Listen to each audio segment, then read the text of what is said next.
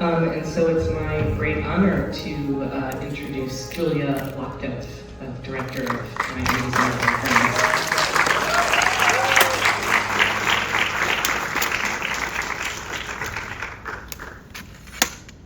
Thank you. It's a great pleasure to be back at the New York Film Festival, where I come to watch movies, and I think the only bad thing about the New York Film Festival is that I have nothing to watch for the rest of the year, I feel like.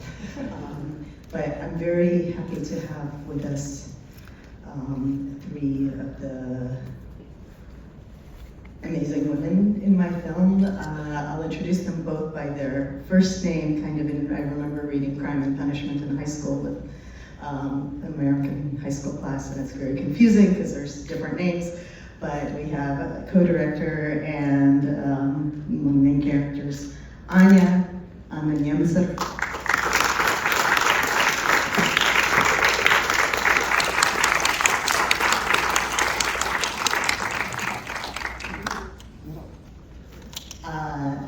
Ksenia Mironova,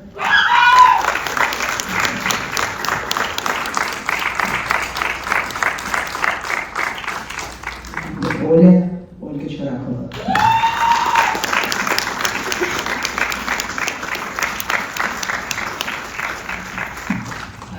So I'm going to start out with a few questions before we turn it over to you. From a filmmaking perspective, I'm always interested in the journey question, but especially for this film, meaning I'm curious to know what film you thought you were making when you went to Russia in 2021, both in terms of subject matter and in terms of form, and how that story evolved. Yeah, that's a very good question to start with. So in the late summer of 2021, I read a story in New York Times about Russian journalists who had just started to be named foreign agents and were fighting back with dark humor. I think that was the headline. And there was a picture of two very cool-looking women. One of them was Olga Churakava here. And I admit it was the photograph that partially drew me in. And Olga was one of the first people being named, who was named a foreign agent, I think, and you were in the first batch of 25, right? You were one of the first.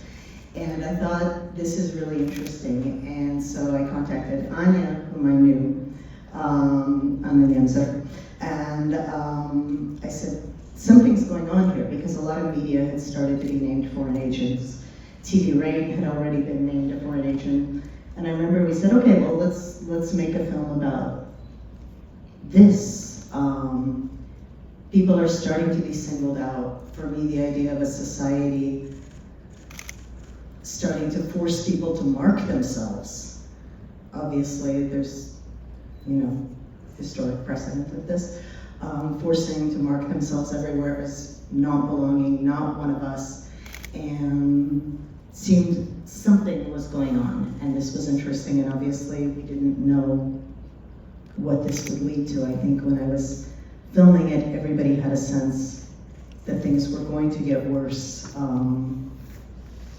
But I think everyone expected the monster to eat them. Everyone was trying to figure out, how long can I keep working here in this country? How long can I stay and fight here? What they didn't expect is that the monster would invade the neighboring country, Ukraine. Yeah, definitely. And living in Russia, we pretty much got used to the feeling that something is happening, something really bad is happening, something that is going to happen. And when Julia called me, I have this very simple approach. If you can make this historical record, if you can film it, if you can record it, you should do it right now, immediately, and then we will figure it out. But I remember our conversation. I remember it in Tbilisi in December 2021, when I was asking, we started filming already, and I was asking, do we really want to film this this idea, to show this idea, do we really want to show this exotic country with some decent people living in it and make this very exotic story and so on? And then all of a sudden we realized that this isn't an exotic story anymore. And it definitely became something that affects the whole world, and that's how Putin and Russia became our co-authors at some point. Like, we used to make jokes that so-called Ministry of so-called Justice in Russia is our cast director, because they were declaring people foreign agents, and we realized that we have to get in touch with these people and start filming them. And so Putin helped us here, and it is definitely not a local exotic story anymore, unfortunately. And I'm just wondering, in terms of form too, I mean, you shot this movie on an iPhone, you're the sound, you're the camera, except when some of your participants share some of their footage. And did you always know that it would have to be that way out of necessity because you were trying to be under the radar, or? No, not at all. In fact, I mean, I remember, I think the first thing we did, because it took me a few weeks to get a Russian visa, was Anya organized a Zoom call with a bunch of the foreign agents and people we thought were going to be foreign agents, and also Ksenia here. And I remember saying to all these journalists, and I think they thought I was a little strange, I said, you know, if I know what the movie is, I don't think we need to make it. And I have no idea what it's going to look like. I don't know what we're going to do. I flew over the day after I got a visa. I was going to try out a few camera people to just see, you know, I thought it was a research trip. And I had a cameraman, a very wonderful documentary cinematographer, coming over, and Anya was hosting this dinner at her house, and he was going to come film. I was going to see how it is working with him, and then I was like, well, you know, we'd feel more comfortable with just you. You're our friend. Can you borrow his camera?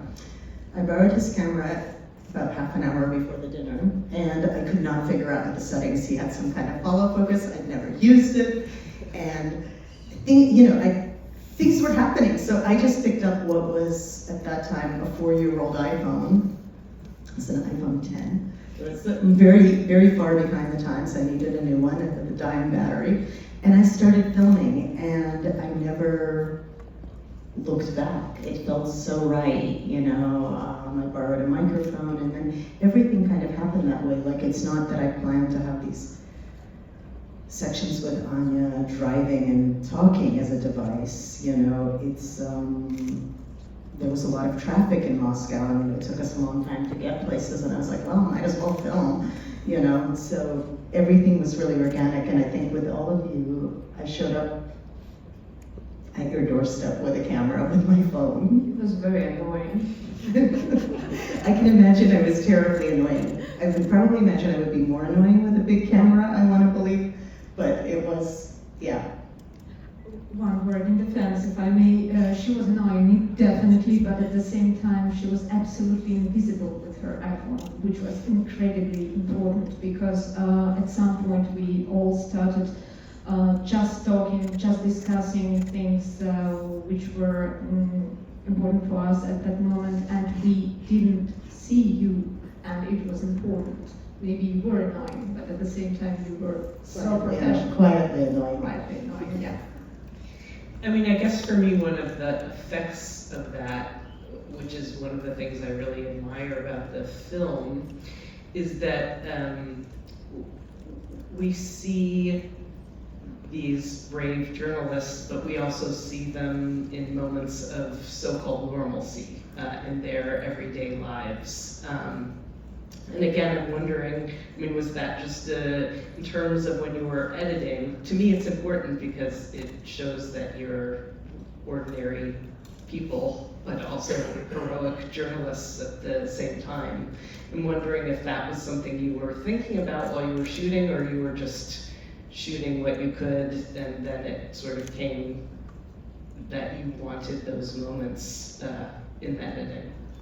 Well, I make both fiction and documentary, so I'm interested in people. I'm interested in these amazing women as people, and I'm also very interested in kind of how momentous historic events are surrounded by the everyday, they're surrounded by the texture of life, and people have real lives in the midst of it. And I think, if anything makes this film work, it's that, you know,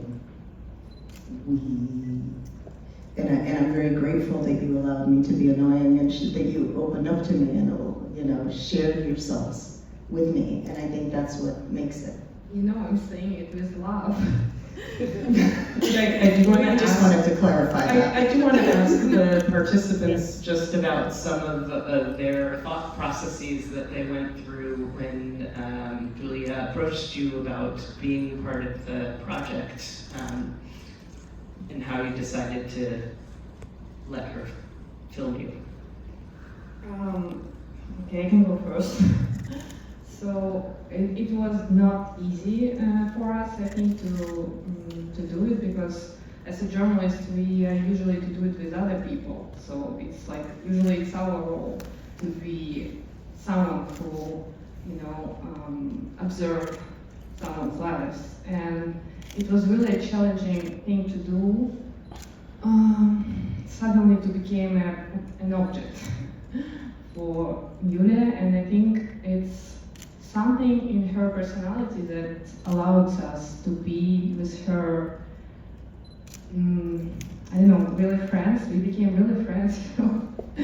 And she's like a very important person in my life. And we have many things. Yeah, I don't know. So it's all about Julia.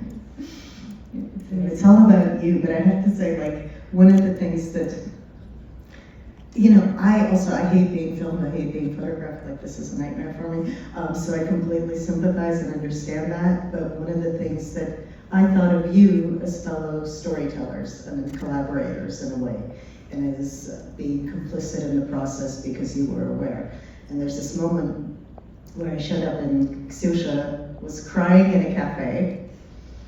I was just coming, we were supposed to meet in the cafe, like I literally walked in, she was on this call, that's what was he in the 5th episode, and she was like really upset, and I'm shoving a camera up into her face and feeling rather terrible about doing it. And of course, one of the amazing things about, this is a side note, is I remember when things got rough, I would have like the equivalent of what would Jesus do? I would go like, what would Ksenia do? Because she would fall apart and then like 5 seconds later would get herself together and be back to business and get things done and calling lawyers and figuring things out. So she falls apart. She immediately kind of tells this person what lawyer they need to call and what to do. And then she's like, no, and I apologized to her, and she's like, no, it's okay, I filmed people, and that made me feel, somehow it made it feel like at all times I was aware that in some sense it was a collaboration. How did it feel for you? I don't cry so much usually, guys, I'm sorry. You know, my fiance was already 2 years in prison when the full-scale war began, so I was filmed, I was photographed already. I felt as a character, like, yes, as Olga said, usually we work as a journalist, but I knew already what is it to feel like you are a character, protagonist. But it was a new experience to let you just film the whole stuff, like my life, like my regular life with my cat and books and how I cry. And yeah, I think it was traumatized sometimes, but not because of Julia, but just watching this when you think that you already forgot some of these things. Rewatch it was hard for me today, but also it was actually, it felt like a freedom also, and I was so glad to see all these people that I love on the screen, and even all these our stupid jokes felt not so stupid actually, because like I understand how much we did for these people on screen, how we grew up from this to the point where we are now, and also this wouldn't happen without you. you were part of this trip. And I think all of us had a sense, one of the things that allowed it is that we had a sense of purpose. I think it's what you talk about, Anya, is that, you know, this documentation that something historic was happening. And, you know, this world really doesn't exist in Russia. This is, and probably won't exist in Russia for some time. I mean, in the way that it was. This is the last days when there was a very vibrant, active opposition community that is now almost entirely in exile. And you know, as a journalist, as my friends describe it, as a journalist, I'm usually on the other side of the camera. But at some point, maybe even before we started filming, at some point I realized that you, from time to time, you have to make yourself a subject of your own research, and that helps, and your own experience, your own body experience, you living inside Putin's Russia and understanding what it means. It is helpful, and it is really painful to be, I believe you saw a lot of shame and desperation and a lot of things that I prefer nobody would ever see, but I hope that I'm very practical here. I hope that it might be useful. So this is part one that we just saw of a multi-part film, and of course we're all so invested in these people that we've been sitting with for 5 hours. So I'm wondering if you could just give us a little preview of part two, or just say a little bit about what's been happening with some of these people, and plus, if you're here, you could say what's been happening with yourself in the past couple of years. Nothing good, nothing good. Say so. Well, all of the characters in the film, including the ones here and the ones not here, continue to work as journalists in exile. The film picks up, part two picks up with them literally, you know, people had bought, as you saw, tickets to, wherever they could with a few hours notice, went to the airport. So for example, we see Ksusha, 2 days later in Istanbul, moving hostels with, we start to meet other characters. Lera, who is the 22-year-old host at TV Rain, becomes a character. And she's in Istanbul. She's like, yesterday I had a job, I was an adult, I had, purpose in life, and people are completely lost. They don't have work, they don't know what the rest of their lives look like.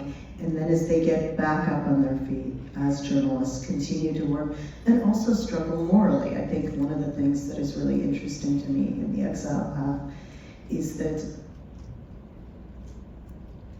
yesterday for most of the first half, this is the opposition, the people who stood up to Putin's regime, and suddenly they have to carry the weight morally in some ways for a war that they all oppose. And what is your role there? How do you behave in that situation? And I think all of them have continued to work, have continued to take accountability in an incredible way. And they face increasing threats. I mean, there's, just fun facts, and I'll tell you what, you guys can talk about what you're doing. We don't want to give too much away. It's kind of hard. I want to tell you everything they've been doing, but then, you won't watch part two.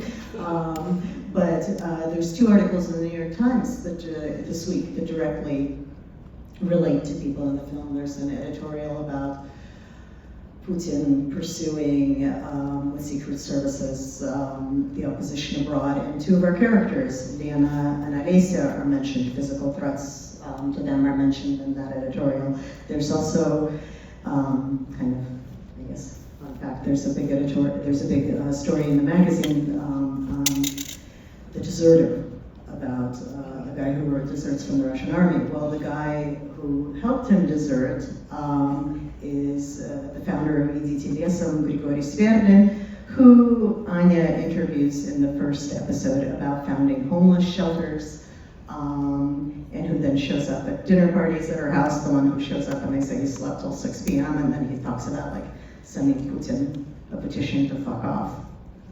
So now he's founded an organization to help Russian soldiers desert. So people are doing incredible work, and do you want to talk, I mean, I can, Olga and Sonia continue to do their podcast, and Olga freelances. Yeah, Same. I can talk. So yeah, we are continuing doing our podcast. It's an amazing podcast. Please subscribe and follow us. And actually want to say that I was always like, who's going to watch it, Julia? Like, we are so boring persons, and like, why? But now I can see that. Thank you for the interest, like in our boring lives, and it's really important for us to see that people want to know what's happening in Russia and what's happened with us. And so thank you that you actually watch this. And yeah, we live, both of us, Sonia and me, we live now in Barcelona, which is unexpected. But so far, yeah, we're doing our podcast, and we made an amazing season about sisters. Their brothers decided to go to the war, and it's all about what's going on in modern Russia and what's consequences, like right now happening. What else? My dog moved with me. And the rest of all you can watch in the part 2. I should note that, you know, it sounds really nice, Barcelona, but how many countries have you had to move since you left? I don't wanna, I don't wanna being sad, because it's a very sad movie, and I actually wanna be happy, even it sounds weird, and after all that we had in our lives, it's like the first year when I actually feel better, because being an immigrant and being an exile as a journalist, it's difficult. So I don't want to like concentrate on the bad things. Now it's really getting better, and we are continuing to do our job, and we continue to tell the story about what's going on inside Russia. I hope so. It's the optimism. After I left, I lived in 7 countries. My fiancé was sentenced to 22 years in prison. Some of my friends were recently exchanged because we had an exchange of political prisoners. So I met Ilya Yashin, for example, who you saw today. I worked as a journalist, and all these 2 years I interviewed survivors of this war, people from Ukraine, and also in this point where I was in these parts of film, I always thought about project of helping families of political prisoners, but I mean, I needed help, and I always hoped that someone one day will make this project, but no one did, so I did it. Yeah, and we help political prisoners in Russia with, and their families with lawyers and therapy. Yeah, political prisoners in Russia and Belarus. But I also, as Olga, I don't know, I think the most important thing is that we all try to be happy and to be thankful to every day that we live and just enjoy small things. So I'm still working at TV Rain. It's already 10 years now. And at the same time, I'm currently based in New York. I don't know where I live, and I can't answer this question. I'm currently based in New York, and I co-founded a project dedicated to, actually I describe this approach. We are saving and preserving the archives of Russian media and Russian NGOs and human rights organizations. And pretty much our goal is not only to keep it safe, but only to make it speak, to testify, to bring evidence. And mostly I do one thing. I try to make a historical record and make it speak, not to be silent. And this project is called RIMA, Russian Event Media Archive. And that's it, I believe. And yeah, in terms of how it's going, I genuinely take my fifth. Fair And enough. TV Rain is now based in, they also had to move several countries, like everyone on this stage.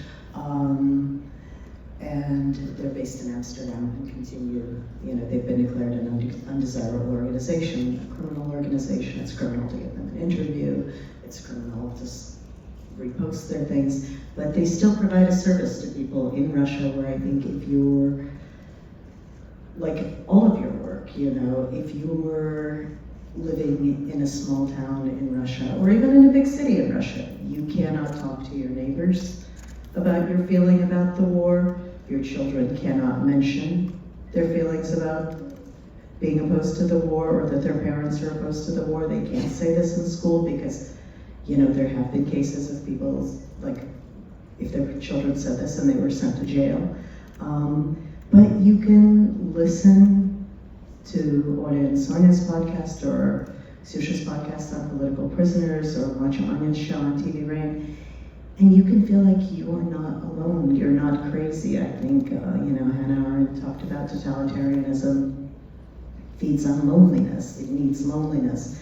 And I think for people in Russia turning this on and seeing that you're not crazy, there are other people who think like you.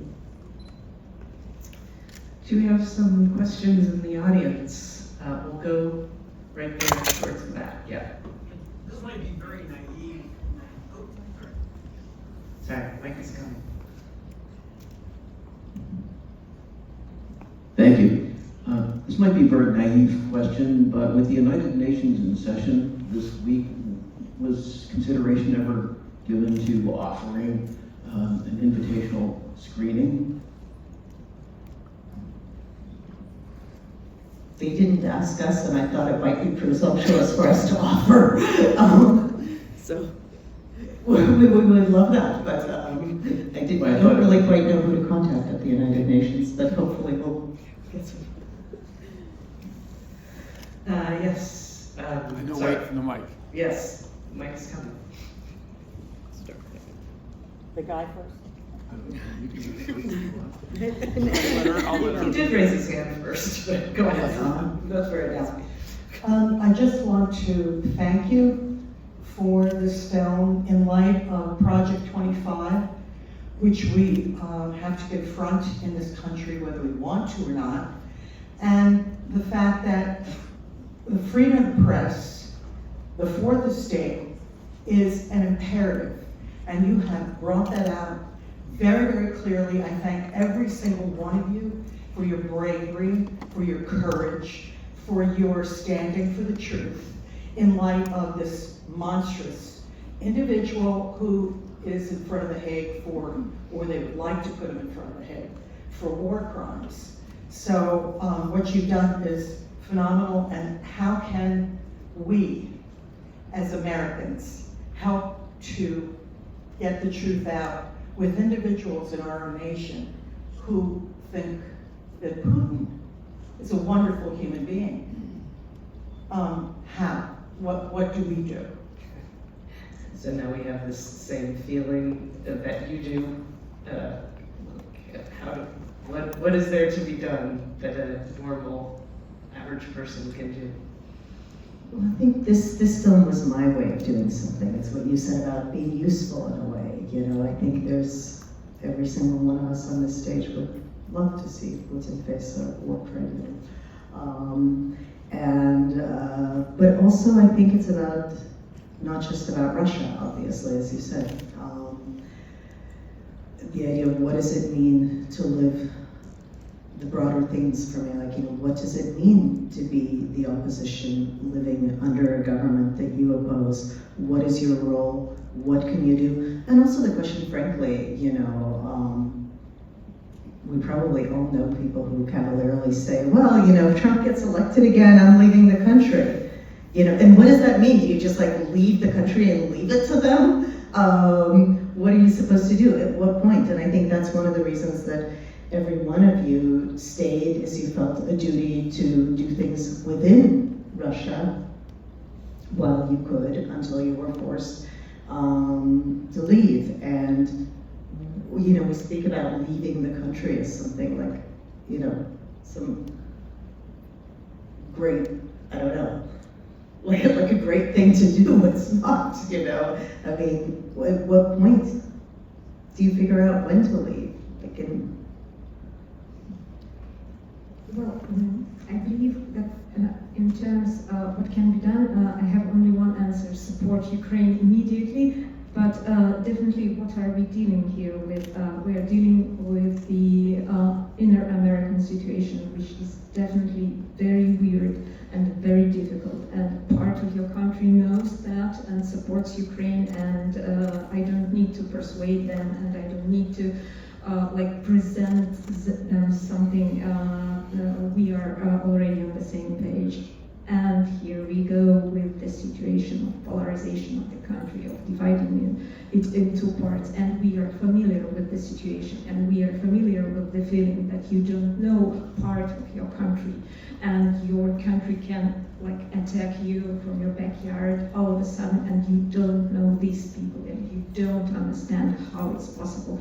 And even if you try, and even if you try to understand what are their pain, for instance, if you try to feel for them, you don't succeed, and it is dangerous. And all my possible answers will be speculative and just some rhetorical figures. I think that if our experience could be useful, that's good, because I believe that all countries are different, and we have a lot of countries under dictatorship and under authoritarian regimes, but at the same time we have democratic countries with very unpleasant signs. And if we can share some experience, that would be, don't ignore unpleasant signs. They definitely become something more important and bigger than just signs. It is important. It won't pass. This will be I'll just jump in one thing. I had a friend who's a very well-respected Latin American filmmaker, and he said to me, he's like, well, Putin was provoked. Putin's not, maybe, it's like there's two sides to every story. I kind of tried to keep a straight face for a minute, and then he watched my movie and called me and apologized. So I think if that's one small thing I can do to help, in terms of supporting Ukraine, that helps. This will be our last question. Yeah. Well, I think you've touched on to this to a certain degree, but it's fascinating to me to look at the issue of the conflict between being a documentary filmmaker or a television reporter, journalist, and being an activist, and how you find a balance between the two. Because I think a large part of what we're talking about post this film that we just saw is how to find that balance. What day do you involve with your activism? When you can fall back to journalism, because journalism requires a certain distance and activism requires a certain degree of engagement. So I'd like to hear what you three feel about the balance between the two.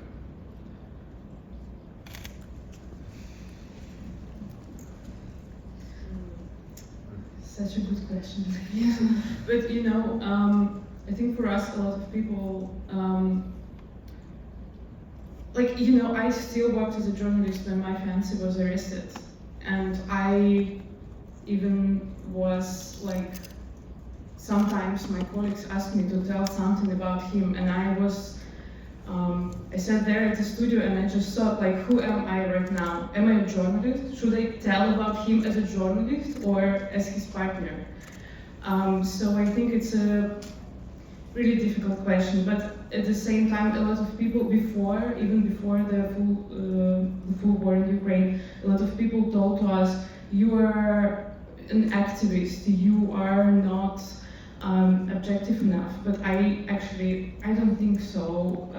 In our specific case, that we were objective, and we are objective when we are telling that Putin is a monster and that he destroyed a lot of lives of Ukrainians and people in Russia and political prisoners. But for me personally, the answer is that yes, every time when I write something, I think as who I write this, as a partner, I cannot be angry, for example, when I write something about political prisoners. I have to write with a cold mind, but still it's a part of me that just... And he was sentenced to 22 years in prison also because he's a journalist, and you sometimes in our situation you just cannot be objective. Yeah, and I think just to add to this point, being a journalist, it doesn't mean that you're not allowed to have civil rights, you're not allowed to vote or to express your opinion on some sort of topics. So, for example, I think I got arrested when Churakava was imprisoned, and I just remember my feeling that my heart was like, what's going on with my community? Why journalists, it shouldn't be like that. And so if there is a way to show up for your people, even as journalists or your people in general, activists, I think you should do it. And for me, I saw all the rallies for the last more than 10 years, since 2012. As a journalist, but if I was a regular person, if I was I don't know, student or teacher, or I would do the same. I will go for the protest, I will show up for my people, and I think it's basic rights that you can express your opinion.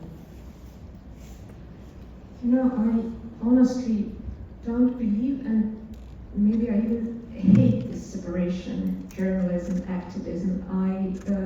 And in any case, not in special exotic cases, I don't believe it. Well, maybe in terms of wording, in terms of formats and genres, in terms of using right words, there are some basic ground rules because journalism is mostly common sense. Actually, it's a set of skills and a common sense, and there are some rules, you have to obey them.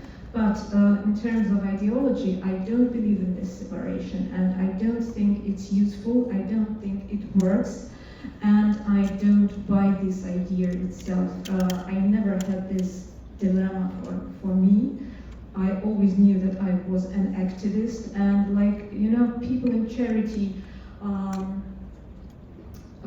often say that if you want to help, you can donate money, but it would be much better if you use your own professional skills and figure out how you can help in this direction of your professional skills, of your life skills, how you can make it part of your life. So I have these skills, and I'm an activist, and I'm doing this, and I really, maybe I'm so allergic to this separation because we had separate several cases when this separation led to very unpleasant consequences, and it's our inner stories, and I won't spend time describing them, but I don't like it, and I saw many examples when it didn't work, and I understand why it doesn't. Did you not respond back to I remember I was very shocked when a friend who, you probably know this because you're a journalist, but a friend who worked for the Washington Post told me she couldn't go to a protest with me because, it's part of the employment contract. You're not supposed to go and protest if you work, I think.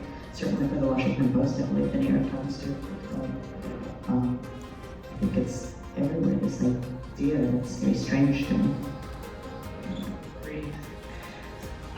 Thank you so much for the film, and thank you for your work, all of you.